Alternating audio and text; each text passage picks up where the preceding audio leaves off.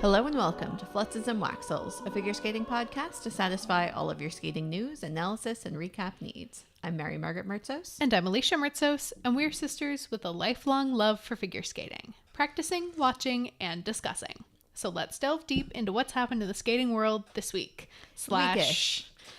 2 weeks, approximately. It's been just slightly over a week. Yeah. We went to see Stars on Ice Canada, once again, the Toronto stop this year, rather than the Hamilton stop that we did last year.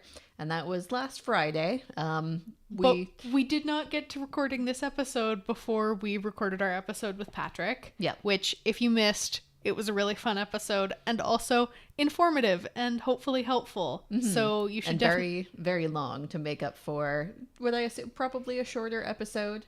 Yeah, but we'll see how much we get into talking about it. It's probably going to be shorter. There's less to talk about than we normally talk about, but Stars on Ice is always a lot of fun. Mm-hmm. Yeah, we have sort of gotten into the habit of going now that we live in Toronto. Yeah. And it's very convenient for us to go, and usually the tickets don't sell out, other than last year.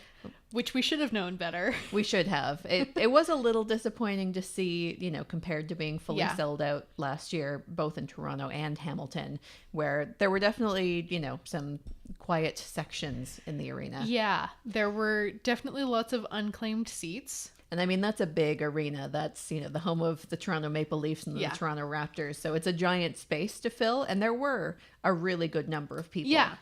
But they didn't even sell out the upper ring. Yeah. Like, they didn't even put those tickets on sale. Mm-hmm. And they didn't sell the rest of the tickets compared to last year where it was completely sold out. Again, I get it. Tessa and Scott were skating right after the Olympics and Stars on Ice. That's why it sold out. We all know that. And and the whole team. And I mean, we'll get into who was at this year's Stars on Ice. But in a lot of ways, it was... In a lot of ways, these Stars on Ice tours, at least the Canadian ones, just always feel sort of like a homecoming, like a hometown show, because literally all of these skaters we have seen skate live multiple times at this point. Yeah. Unlike last year where there was Javier Fernandez, who we hadn't seen skate live before. Yeah. Everybody who skated here we were familiar with, and some of them we've seen, at least dozens, if not hundreds of times when we're talking about Elvis Stojko. Yeah, and for me, Kurt. Yeah. Because I used to go to tapings of Battle of the Blades back in the day, and he would do some sort of opening number every week. So we're talking like literally dozens of times watching Kurt skate. So these are our kids. Yeah, exactly. It just, it just feels nostalgic. Homey and nostalgic to go see them skate again. Because, and for those who hadn't listened when we talked about Stars on Ice last year, we talked about it a lot.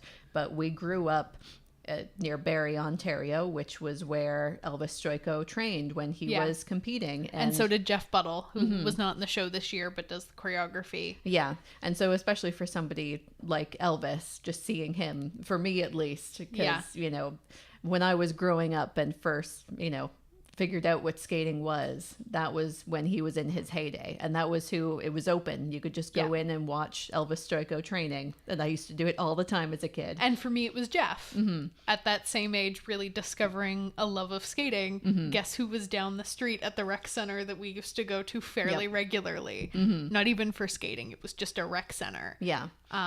And they used to do a fundraising event every year that we used to go to. And we saw what was supposed to be Elvis's last skate ever. A long, long time ago. Like 10 years ago. Oh, way more than 10 years. I'd say 20 at this point. No, it was not 20 years ago. Okay, 15 then. Because 10 years ago, I was in university. So. Yeah, it was like in the 13 to 15 years ago range. Yeah. Because I wasn't allowed to go 20 years ago. That's true. And I was 15, there. 15 years ago. Approximately 15 years ago. That's why, everybody here, and I mean, there are some we've seen more than others, but everybody here is, again, it just sort of feels like homecoming. They're the hometown skaters. We all know them and love them. We're sort of used to them, and it just feels nice to see them. It's just sweet mm-hmm. and innocent, and it feels like 1999 again.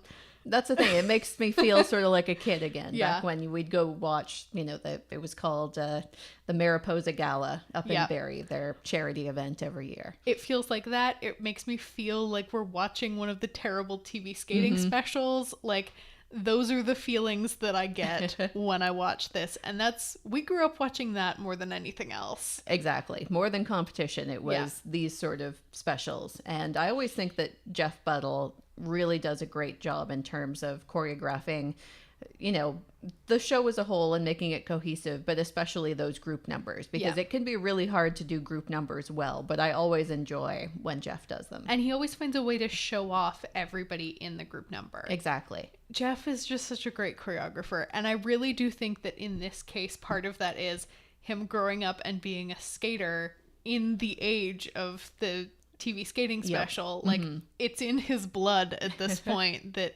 this is how you structure a group number for a bunch of skaters who are all completely different. Yeah.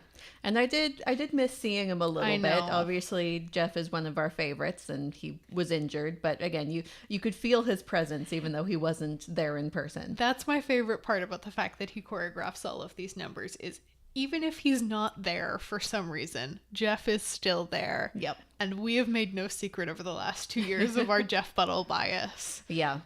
And that is one thing that was a little bit of a shame that, there was a special guest star in Toronto, Stephen Gogolev, who is sort of the new up-and-comer of Canadian skating. And had Jeff been there, it would have been Stephen Gogolev, Nam Nguyen, Patrick Chan, Jeff Buttle, Elvis Stojko, and Kurt Browning all in the same show. Like the history of Canadian men's skating. That's all in one show. Basically the entirety of men's figure skating in Canada. Exactly. And then, other than like Brian Orser, although obviously Brian's got other stuff he's doing. But we've got the Brian Orser connection in Stephen Gogolev. There you go. Evgenia Medvedeva as well. And, well, why don't we, I guess, maybe start with the group numbers before we get into the individual skaters. Again, all of them a lot of fun, but especially the 90s number. The 90s number. Again, the end of Act 1. Talking about feeling like it's 1999 with these skating specials. It just made me think a whole lot of, if you've ever seen, I'm pretty sure it was 1998, like right after Tara Lipinski won the Olympic gold, and she had a TV special where she was all 5 of the Spice Girls. That was what this made me think of. Yes. I don't know if it's on YouTube. I'll try and remember to look it up and see if we can find it. We definitely need to look and see if we can find it because it's the funniest thing. That Tara Lipinski skating special still have it on VHS somewhere. We still have all of these skating specials on VHS at our parents' house. Like, they are a thing, and our parents are very well aware that they're not allowed to throw out those DVDs or those VHS tapes until they're converted to DVD. Yep. So the 90s number was the best. My favorite part, though, was the number of cast members who were not yet born in 1999. There weren't a ton, but there were a few. Yeah, and, well, I think my favorite part was, like, the second song, because there was a big medley of 90s songs, was No Diggity, with Patrick Chan, Elvis Stojko, and Kurt Browning, like, oh, you're all so old and cheesy trying to skate to this, but in the best, most fun way. It was the old folks number. Patrick is already in with the old folks. I love it. It's fantastic. Yep. We met a Twitter friend there who called it, the uncle energy. And that's exactly what it was. You could tell that, Patrick fits right in with the older guys. Well, I mean, if you stick him in with somebody like Nam, that age difference, particularly in a 90s number, would be very obvious. Like, you can tell who was alive in the 90s and who was not. We were mentioning to each other watching that Evgenia Medvedeva getting super into the 90s songs. You could sort of tell that, this is a modern take on 90s dance moves. There were no 90s vibes there. It was, I'm dancing to 90s songs and living my best life, but I have no idea what the dance moves are supposed to look like because I wasn't born yet. Well, it's, again, just a modern twist on 90s dance moves as opposed to, like, especially the dancers. Like, all 4 of them. We were discussing, and I forgot to look it up. I think Andrew Poget was born before the 90s, but all of the ice dancers are close enough to They were all 90s kids. Yeah. Like, they were all born between, like, 88 and 94 or 95. Yeah. They were all 90s kids, and they were living their best lives during that 90s number. And, yeah, really great to have the two dance teams in. Yeah. I think that really helps, you know, do some different things, especially when we get into, like, the big finale. Yeah. With a little help from my friends. I really, really liked that number as well. Again, doing lots to show off every member of the cast and lots of, you know, lifting moves and, you know. My favorite, though, was the block step sequence in the opening number with the 4 ice dancers. Yes. that also was really good. And just going again, okay, Jeff knows he's got some ice dancers. He's going to give them stuff to do. He's going to give them rocker counter 3-turn sequences. Like, yes, please, show me the ice dance goods. I know that most of the people in the audience probably didn't appreciate that nearly as much as I did, but I loved it. Yep. And it makes it very interesting, too. I haven't yet had a chance, but I'd love to take a look and see if there's any, you know, YouTube videos of the American cast, because they did do the same group numbers. And I'd be very curious to see what the difference is, one cast to the other. I mean, I've looked in past years and they seem to be fairly similar, but yeah, no, well, like they're obviously like the exact same choreography and things. Maybe a few changes depending on, you know, what an individual, number of ice dancers versus the number of pair skaters. Yeah, or even just what an individual or team's strength is. You know, you want to play that up, but generally speaking, they're the same. Yeah, I was just thinking more, you know, the vibe of it. Who has better 90s dance moves? The Canadians or the Americans? I think we're gonna need to report back on that. Yeah. But yeah, so that was the group numbers. Always a whole lot of fun. Yeah. Like we said, Steven Gogolev was our special guest performer. appearance. And he did pretty well for himself. It's, you know, he is very young, and even though he's been competing for ages, this kind of, you know, show in front of such a large audience is a bit of a different thing for him. Yeah, and performing under the lights is something that juniors don't really do, and novices basically never do, except for their, like, club carnival, and he's a cricket skater. They don't really do a carnival. Yeah, or like, you know, at the gala at Junior Worlds or something. But even then, you know, in terms of the crowd size, there's usually not that many people at the junior events. Other than, like, I guess the closest would probably be the Junior Grand Prix final. But, you know, that's still, it takes a while to sort of get the confidence to really project out to the audience. And there's still, you know, a bit of work to be done on that. But he was more confident than I sort of expected. Yeah, particularly after the up and down season he had this season. His confidence did seem to take a bit of a hit. And to be fair, I don't know if I felt that way because I'm so used to seeing him at local competitions where he's competing against kind of nobody. And, well, or where he's clearly the class of the field. Yeah. Where, you know, he was competing in novice men and doing triple axels. The others are struggling to do their double axels. And it's like, okay, well, we know who's going to win this, I guess. And so when your competitions seem to always go that way, where you can make almost as many mistakes as you want and not worry too much about if not winning, but you're always going to medal.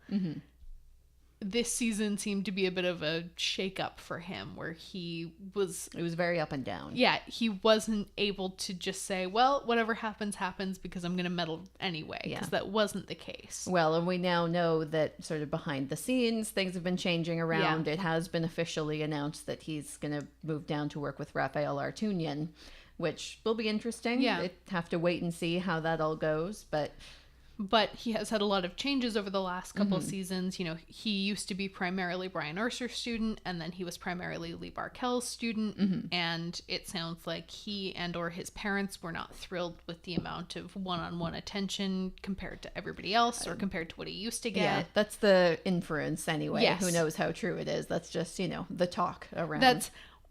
And that would seem to make sense. Yeah. Because the cricket club or the granite club where Lee Barkel is going, both of them have a full team of fantastic coaches. Like, you're not lacking something there. Yeah. So, and the cricket club is incredibly busy right now. Yeah. So that seems to be a reasonable jump of, well, you know, he probably used to get more attention because there were just less people there. Yeah. It was good to see him, get this experience, though. I think he was Toronto, Hamilton, and maybe London, like 2 or 3 shows. Yeah, I know he did Toronto and Hamilton. Yeah. He might have also gone to London. But it's really nice to see him getting the chance to go and skate at these shows. Yeah, and I always love when they do, like, a local junior or something. I know they also did, in the Quebec ones, they had Papadakis and Cizeron, which isn't quite the same thing. But, in the past, they've showcased, more local, younger skaters to, here's the future. Amp people up about junior events or about the future of Canadian skating, because there is a future. I know that things in Canadian skating are a little rough right now, but the future is fine. Yeah. Like, we've got so many fantastic young skaters that just aren't world medalists yet. Yeah. It's fine. But yeah, he was a great addition to the show and did a pretty good performance job. Like, we were up at the back and he was still trying to perform all the way up to us. Yeah, he seemed to, for me, go in and out a little bit. But again, it was a stronger performance that I was a bit expecting from him.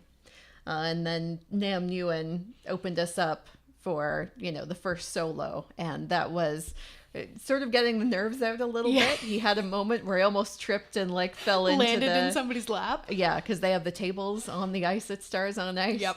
He caught himself. It was all fine, but that was like right in, I don't know, the first 30 seconds of his program. That's the thing about Stars on Ice for me, is they're already putting them on an NHL-sized rink. And then they put a bunch of seats on the ice. And it's dark. And it's dark. And if there's like group numbers where you've got so many people together. It's a miracle more people don't land in audience members' laps, honestly. Well, yeah. And just, generally as a whole, actually, the show was pretty clean. There weren't a ton of, falls or pops or things like that. There were 1 or 2, but I think Nam sort of got the jitters out a little bit with that initial. And I really do like this program as well. The Runaway Baby. It's really fun and sort of brings him out of his shell. And even the group numbers as well. You can tell that he's really enjoying himself. I would love to see Nam go more in this direction for a competitive program. Yeah. And I think his programs this year are getting closer to that. Yeah. Because this is so much more personality than we see from him most of the time in competition. He's getting there. He's finally figuring out what his niche is. But and just feeling comfortable being a little silly, a little goofy on the ice. Like, you're a goofy teenage boy. We all know that. We all know that based on the way you act in the kiss and cry or like during your bows. Can we put that in your program a little bit? It would be more fun. Yeah, and it was a really fun way to, again, open up the solo part of things. We also had, making their Stars on Ice debut, Gilles and Poirier, who I was really, really excited to see. This was fantastic. Yeah. Ice dancers, I generally feel Stars on Ice, across the years has always needed more pairs and ice dancers than they sometimes get. And I like that lately, maybe just because North America is doing so well in ice dance lately, we've seen way more ice dancers in the cast. And I think Piper and Paul seem to really get the audience going. I mean, they're show skaters at heart. As much as they want to win competitions, every time you see them, their goal seems to be to entertain or to make you cry, to elicit some sort of emotion from you. And so these numbers that they did a selection from their free dance from this past season, and In the Mood, which, shout out to friend of the show, the skating music guy, Rob Colling, for cutting that music together, because it was brilliant. Just a really fun program, and especially they had a cane that they're using as a prop and doing really interesting things with it. And again, just having the time of their lives. Yeah, especially since it's in such contrast to their free dance, which, I feel so lucky that we've been able to see it now like 3 times. Well, 3 only. Well, unless you're counting run-throughs in competition, which I don't really, because they're not full out. No, but. Is it only 3? Yep, just 3. It's only 3. Wow, it feels like so much more than 3. But yeah, they're fantastic. They were such a great choice. And I've been making the joke for the last week that In the Mood number is the reason why we let props into ice dance Yep. that one time when it went horribly, horribly wrong. Could try it again. We should maybe try it again. Or at the very least, more... At the very least, ice dancers should try more props in Not a exhibitions. chair. Yeah. I mean, sometimes the chair can be fun. You got to be really creative with the chair. Yeah. But something like a cane, when you do stuff like these two do, it's fantastic. There are versions of this program, videos on YouTube and Twitter.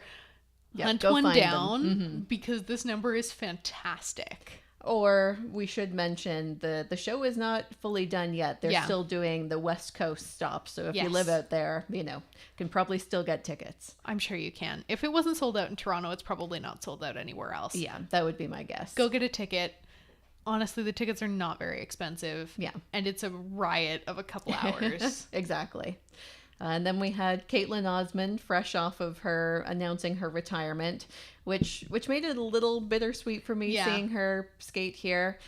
Obviously, I think at the very least, Canadian skating fans were wanting her to come back next year for home worlds. It's a little disappointing she won't be, but at the same time, she's did her accomplished piece. everything that you could want from a career, basically. I mean, she is the most decorated Canadian ladies skater that we've got. Yeah. She's it. Well, and she just seemed to be having so much fun in this event. And I think Proud Mary is an excellent music choice for her.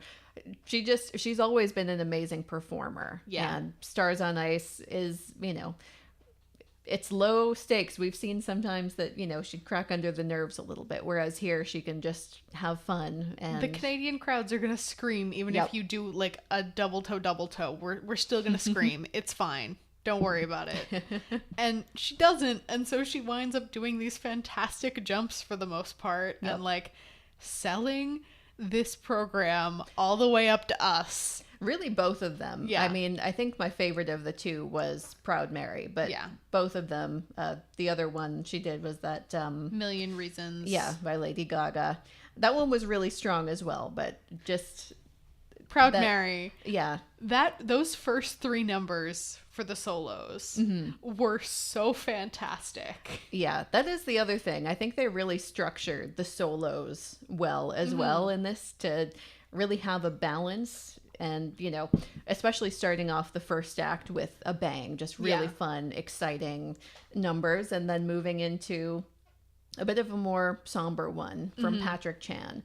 Although I have to say, we've talked about skaters skating to build a home, and how it's a bit of a tough choice because Papadakis and Cicerone made it their own. But if Patrick is the exception. Oh, Patrick is such the exception. That was just such an amazing program. It just made me want him to come back and keep skating. I miss him. I didn't think about Papadakis and Cicerone until the end of Act 1, and I went, oh wait, Patrick skated to their music. Oh well, it was great. I didn't think about them at all. Just such a fantastic program, and especially it's been a while, just seeing him compete, never mind seeing him live, but especially live, like those skating skills are still the best in the business. They're the absolute best. The effortless glide that he's got, I don't understand it. Which, this is a weird fantasy that I'm sure will never come about, but can we see some kind of group number with him and Papadakis and Cicerone to build a home? Yes. Some kind of medley of skating or group number with the three of them. Yes. Maybe get some other single skater, I don't know who off the top of my head, to make it a foursome, but that would just be Sui and Han. No, get Sui and Han in there. 5 of them. Sui and Han are also allowed to skate to build a home. Yes. I would be okay with that. Yeah. Yeah, that sounds about right. And his other number was also fantastic. Yeah, sort of more the cheesy fun side, skating to Justin Timberlake.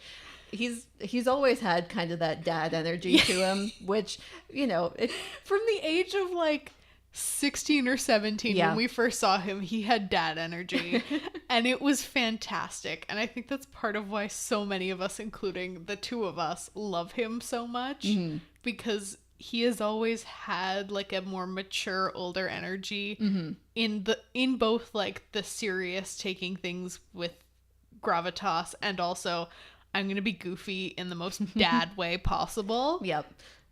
Well, and also in the group numbers, I mentioned the no diggity, which just still is the most hilarious part of that group number, was the 3 elder statesmen, as it were. Yeah, our 3 retired guys. Yep. They fit well as a team. They really do. Imagine throwing Jeff in there. I know, that like I said, that would be perfect. What dreams are made of. And I mean, we have seen it before, not last year, but the year before at Stars on Ice, where we did have all 4 of them. And they did a really cool number. I don't know if it's still on YouTube, but if you ever want to look up, it was really weird the first time I saw it, but really, really cool, where they all came out with just one skate. Oh, yes. It sounds ridiculous, but it was really, really cool looking. I don't remember what music they were skating to, but it was such a cool program. I cannot for the life of me remember that. They had the black light on, so you could just see their one single skate blade and going along. And like basically like a shoe, or probably like a slipper over a shoe, to do other things like, you know, gliding on that while doing things with the blade on the other foot. It was the most insane number I have ever seen. I'll have to remember. We need to remember to try looking up these things so we can post them if we can find them. We'll try. We promise. We will try. If you don't see them by the time you're listening to this episode on our Twitter, we couldn't find them. But maybe just remind us. Just in case. Because sometimes we get off the mic and completely forget everything we talked about. Yeah. But yeah, always just so fantastic to see Patrick. And let's see, who did we have next? Weaver and Poge were next up in Act 1. And the first song they picked was Uninvited, which was a little bit... I think that had James and C. Prey not skated to it this season, it would have been a perfect choice for them. Like, I see the vibe really works. Last year for Stars on Ice, I would have been all for it.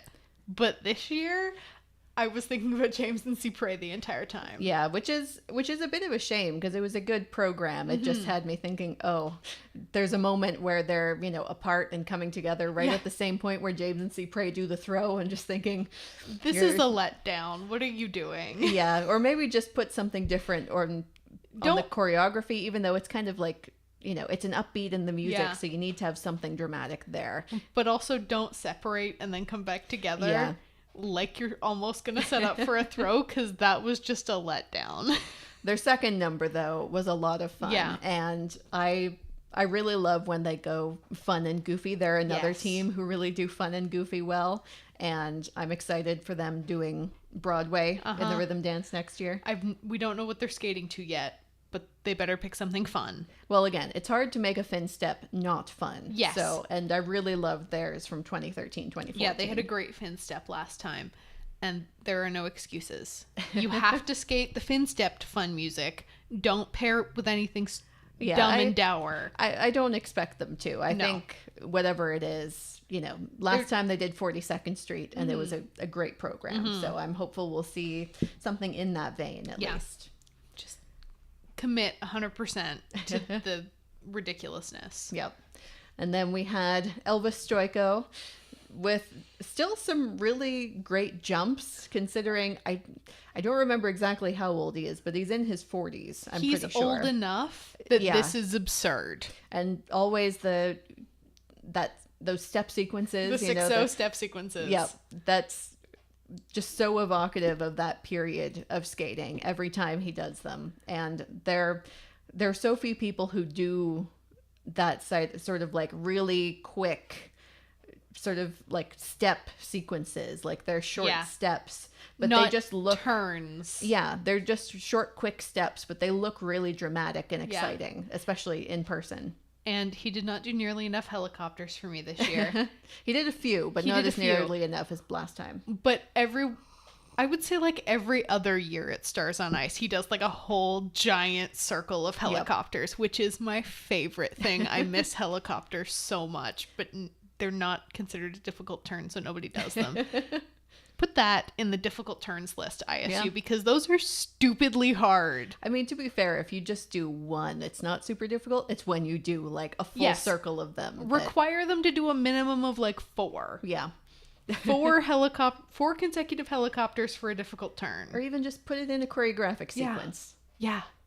Do more helicopters. They're really exciting to watch. Do your choreographic sequence as just a giant circle of helicopters. I will advocate for your +5. I'm sure you need something else in there, but again, like half a circle of helicopters and then like your other thing, whatever it is. That you normally do. Yes. Split jump into some helicopters. Yes. Yes. Helicopters. Yeah, I mean, he's still got that vibe and excitement and the that he's always had. He's always had. That is the thing, and maybe it's just that I'm so used to seeing him live, but seeing Elvis live, he just has an energy to him. Like, you can't take your eyes off of him on the ice. And, you know, I'm sure if you've listened to us long enough, you know that generally speaking, we like the more sort of lyrical, balletic types of skaters, but there are always exceptions. And again, maybe it's nostalgia speaking, but I always enjoy... I think it's a bit of both. Yeah. Where if you do Elvis's style well enough... Mm-hmm. I don't care that I normally like things that are pretty and lyrical. If you're able to entertain me as well as Elvis Stojko is, done. That's fine. Yep. Done. Actually, while we're talking about Elvis, we should mention the thing that we noticed in that opening group number. Yes. It was a little odd, but he was definitely wearing a Rock the Rink t-shirt in the opening group number, and like it's a little strange. Yeah. I mean, they're not, conflicting in terms of time, so I'm sure it's fine, but really? We're gonna wear a shirt for your other tour at Stars on Ice? Yeah, it was a bit of an odd choice, for sure. But I mean, that did not surprise me at all. It's Elvis. Yeah. Yeah. And then we had the triumphant return of Kurt Browning. Canadian national treasure, Kurt Browning. We love him. He is just unbelievable because, again, I'm pretty sure I saw he's now like 52 or something. Yeah, he's in his 50s. Still doing, triples and double axels. He made his own sort of clowning around sequel program about, what was it called? Popcorn Perils? Yeah, I think he was playing a clown looking for popcorn. In search of popcorn.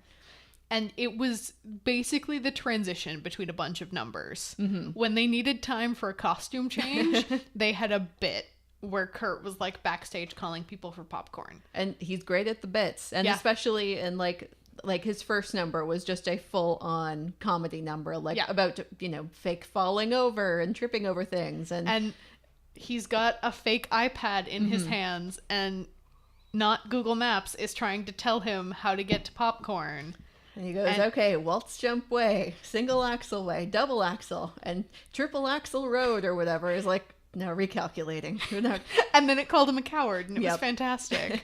Which, respect, do not do triple axles in your 50s. But still, I am still blown away by the fact that he jumps as well as he did and, doing backflips. Yep. Over 50 years old. I know, it's ridiculous. And doing he did that double axle with the iPad in his hands. I know. So he couldn't even do a proper rotational position. It was ridiculous. He is insane, but he's just another one who just has such a presence. And especially when you compare it to his second number, which was much more, Kurt has always had sort of the two sides. Yeah. The clown, which we saw, and, the serious artist. And he can still do both amazingly well. Yeah, this made me think so much of his Singin' in the Rain. Mm-hmm. Just all of it. He did so many of those 90s TV specials, just look them up on YouTube. They're fantastic. Just so many gems. If you're a Disney kid, you can always start with the Aladdin on Ice with him and Christy Yamaguchi. That was a thing that happened. Well, and he had, I don't even know how many, multiple CBC TV skating specials. So many. A lot of which have some really, really great numbers in them. He always, every show, he has that one goofball clowning around number, and one where you're like, oh wait, you're still an amazing skater. Oh my god, this isn't fair. Yeah, that's why he's just a national treasure. So glad to see him back. I mean, obviously, as the years go on, it's going to be harder and harder for him to keep doing it. But as long as he's able, I hope he continues. I don't need him to continue jumping. No, exactly. Like, as we get older, Kurt, just ditch the jumps and just come out, clown around, and then skate. Yeah, that's what we want from you. We don't need you to jump. We will scream and shout the entire time. Especially, or, do one in figure skates and one in hockey skates. Because he can also skate really well in hockey skates. A few years ago, he could still do a double axel in hockey skates. Which is absurd. Mind-boggling. Yeah. And I've seen him do that enough times in person because they made him wear hockey skates for Battle of the Blades. Yep. We don't know for certain, but I assume that he's going to continue hosting Battle of the Blades when it comes back. You can't have anybody else. I am down to go to a bunch of tapings, but I will boycott that show if you do not have Kurt host it.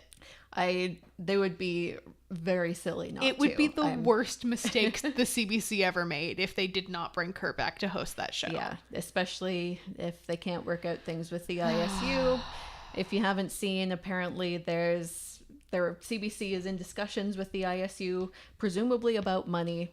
We don't know anything. For sure, but all we know is that Carol Lane tweeted something about how the CBC is trying to work things out with the ISU. Yeah. And apparently Kurt as well said something at the Toronto show. Hopefully it all works out. But we all need more Kurt Browning in our life. Yes. That is what this show has taught us. Give him more skating specials. Yep. Or put him on ice in those really bad commercials that are on Canadian TV all the time. The second mortgage commercial. Yeah, like home equity loan. Yes. Again, you want to look up those. It's him and Don Jackson for a real throwback. And Don Jackson's jumping as well in those commercials. It's ridiculous. We'll have to see. We'll try and remember to find that one too. There's a clip on our Twitter from way back in the day watching Nationals where I took a video of our TV as we were watching. It's really bad quality because I was just like, wait, what is happening right now? But that's, if you go back far enough in our media on our Twitter, you can find it. It's a weird commercial, but they aired it over and over again during Nationals. But, just shows how much we love Kurt Browning that we consider buying a home equity loan from him. Yeah, he's a Canadian national treasure. Yep. Even the non-skating fans love him. Yep. And then next up, we had our honorary Canadian of the year, Evgenia Medvedeva. Like we said last year, it was Javier Fernandez. Yeah. And I was really excited to see her in the mix. Because again, we have seen Medvedeva skate live a few times. Yeah. Not as many as most of these other skaters, but a few. But it's nice to have sort of a new face in this field because most of these skaters have been doing Stars on Ice, some of them for a decade. Yeah, with the others for at least 5 years. With the exception of Piper and Paul, the newest addition was Nam, who started in 2014. Yeah. Yeah, it's kind of unbelievable how long. And I saw something today that apparently Kurt believes that this is going to be his 900th Stars on Ice show this weekend, which is absurd, mind-boggling, because he's been in this show since the beginning, which is insane. This guy is insane. We love him, and his transition to Medvedeva's first number was amazing. Yep, he introduces her at the end of his Popcorn Perils number, and it's leading up into her Ariana Grande number, which was a lot of fun. Yeah, and I was intrigued, knowing that she was going to be here and knowing that she's been dealing with a bit of injury. I wasn't sure how much jumping she would be doing. She didn't do a ton. She did do a couple nice triple sows, though. Yeah. So obviously that's still very comfortable. Yeah, she did a bunch of gorgeous triple sows. She didn't do a ton of other jumps, but that's fine. It's a show. Yeah, well, and she is one who...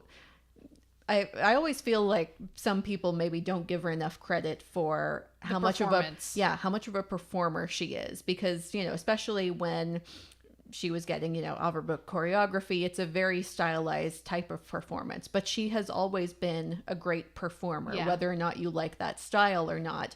She gives her all to anything, and especially when you get into show numbers, she is fully in, especially when she has clearly picked her own music. She is giving 110% to every moment, especially of this first show number. And it was a lot of fun. It was. And So she is sitting next to the crowd on the ice with a giant tub of popcorn. And when I say giant, I mean almost literally the size of her. Yeah. That Kurt then steals, and then she goes and does her number. Mm-hmm. And it was fantastic. And watching her interact in the ways that we've seen, whether it's, you know, the clips backstage that skaters have posted online, or like even just in the group numbers, it seems to be a really positive environment for her. She seemed to be having fun like this entire show, which again, after the season she's had, I was just glad to see she's having fun out there. Yeah. She looks happy to be there, and I was very happy to see her in this environment. She's eating beaver tails on the bus. She's in her happy place, and that is number one to me. Mm-hmm. And then she goes out and does these fantastic numbers. It was great. Yep. Keep bringing honorary Canadians into Stars on Ice Canada, please. Yep, I agree. Whether it's, having Medvedeva another year, or just switching it out every year for somebody different, just, having that new, fresh face, I think also, changes the dynamics a little bit. Because again, some of these skaters have been doing Stars on Ice for like a decade together. Like Kurt and Elvis, they are very used to skating together at this point. And Patrick. Yeah, him too. Those three guys have been doing this show forever. Yeah. And then finally we had Megan Hamill and Eric Radford. They finished out the first act. And this one was a bit weird for me, just knowing that she is pregnant. It made me, gave me a little anxiety. Yeah. Yeah. Everything was fine, obviously. They were good. Everything was fine. It for me made it a little harder to enjoy, because I was thinking, oh my God, don't drop her. She's pregnant. I was thinking far more about the fact that she was pregnant than the quality of skating they were giving us. Yeah, which is a shame, because they had some really good numbers. And Eric, I always find, really shines in a show environment. He's able to, really come out of his shell. And it's especially funny comparing what they did here, which obviously they did some lifts and things, but no throws or jumps or anything, obviously. When you compare it to what they did last year at Stars on Ice, where they did the throw into, I think it was double toe, side by side double toe, like at the end of a throw jump. So it was just a very different style of skating, but I think it works well to show off a different side to them. Yeah, they have amazing show skating ability, and they're really able to showcase a lot of the great stuff that they're able to do. And I imagine that Megan will probably be back in the show after she's had the baby. I mean, if you're doing the show while pregnant, you're probably going to come back. Probably. She strikes me as that type of personality. Well, and we need a pair in Stars on Ice. At least one, if not more. And, other than them, I don't really know who they would get. So I do hope that they continue next year. And actually, while we're talking about them, we should mention the other little bit of news that we've got, which is her move to the Oakville Figure Skating Club with her husband, Bruno Marcotte, as their new pair development coaches. Which is exciting. It's always good when, we can try and... There have been actually lots of off-season stuff and news about pair development seminars across the world and people trying to develop pairs more. We need to keep doing it. We need to keep building up pairs around the world, including in Canada. Yeah, and Megan is taking a lead on that. Yep. Because on top of being the new pair coach for Oakville, she's also doing a pairs seminar at Mariposa at their fancy seminar thing that they do every year. Which is so funny to me, seeing Mariposa talk so often about Megan Hamill, because she also used to train there. Yep. This was the cricket before the cricket was the cricket. Yeah. If you're not familiar with, if you've never heard the name, the Mariposa, it was a big skating hub in mainly the 90s. Yeah. Into the early 2000s. Yeah. But lots of these skaters are from that area. Yeah. And we saw lots of them when we were children. And even Megan came and was a featured performer in our carnival one year. Yep. And so so was Jeff multiple times. Lots of times. I don't think Elvis was, at least not while I was there. No.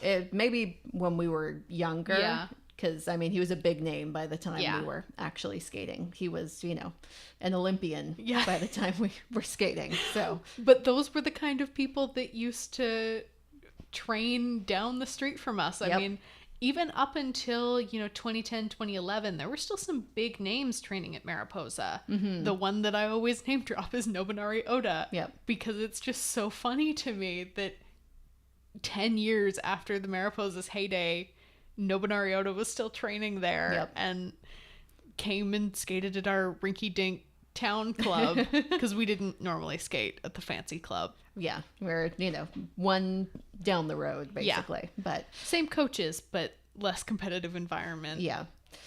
But yeah, that was Stars on Ice 2019. Yeah. It was a really fun night. It's always a fun night. Yeah. And again, if you can ever get out, whether it's to the Canadian one, the American one. We have not been to the American one, no. But it's Jeff choreo for the group numbers, so I'm sure it's great. Well, and the lots of skaters who I would love to see live, either for the first time or to see again. Somebody like Davis and White. We've only seen them live once. Ever. I would love to go see, if the U.S. Stars on Ice ever comes to Buffalo, New York, we'll come over. We'll be there. Yeah. But at the moment, their tour dates are too far from where we are. I think it was in Long Island on like a Thursday night. And it was like, I can't do that. Guys. Just have right on the border spot, one in the east, one in the west, so that Canadians can come down. Exactly. You'll make lots of money, I promise you. That's why we go to London. Yeah. So that the Americans can come over. Exactly. Come on, we do it for you. Do it for us. Or just merge the tours. That would be fun too. I would be happy with that. I want to be able to see Meryl and Charlie every year. They're the biggest ones. Some others I would love to see, but especially those two. Those two. Because there aren't other opportunities to see those two. A lot of the other ones are still competing. Yeah. But yeah, it was a fun night, and hopefully this has whetted your interest to go look up old 90s show clips on YouTube. It's a fun rabbit hole to go down. They were the best. 90s skating specials were the absolute best. Yep, and this is following very much in that tradition. Yeah. All right, so let's wrap it up for now. Thank you all for listening, and please let us know your thoughts about This Week in Figure Skating at flutzescast@gmail.com. You can also follow us at Flutzescast on Facebook, Twitter, and Instagram for even more skating content. Check out our merch store on redbubble.com. Search for Flutzescast. We just dropped something new in the last week. Mm-hmm. Some of you are very much enjoying it. If you haven't seen it, go check it out. And if you like what we do, consider leaving us a review wherever you're listening. We'll be back probably next week or soon with more off-season stuff. Yes, with eventually with the rest of our off-season stuff. But until then, keep a watchful eye out for those Flutzes and Waxels, skating fans.